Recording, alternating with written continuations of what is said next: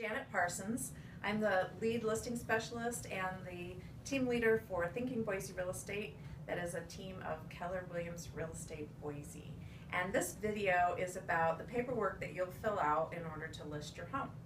In Boise, there are about 4 to 6 documents depending on the age of your home and a couple of other things.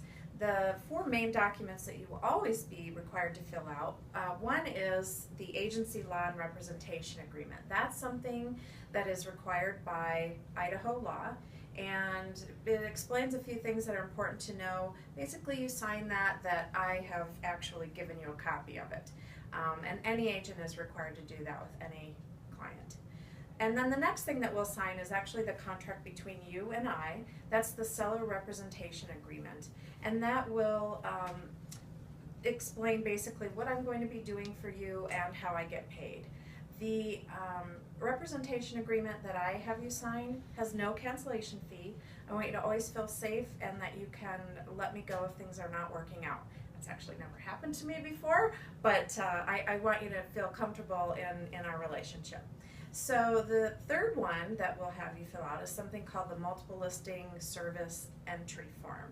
And on that we'll have all the information about your house. So the size of the rooms, what year the house was built, whether you're on irrigation water, it goes on and on. There are lots and lots of details that we list information about your home.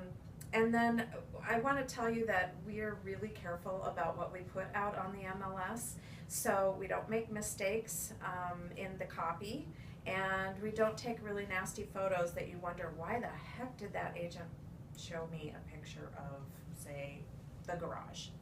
So that's the third one. And then the fourth one is a property disclosure. The seller's property disclosure is required by all sellers in Idaho, actually whether they're represented by an agent or not. And what you want to do there is be as transparent as possible. So if you had a leak in your house and the form asks you, have you ever had any water damage, then check yes, and there's a little place where you can explain exactly what happened. So for example, had a leak, but we had it remediated, everything's fine, and that way you're transparent, buyer knows everything's safe, and we're good to go. If you try and hide some of that information thinking that, oh, nobody's going to want to buy my house if they know I had a leak, not a good idea. Best just to get all your cards on the table up front. It's much worse to find out after the fact.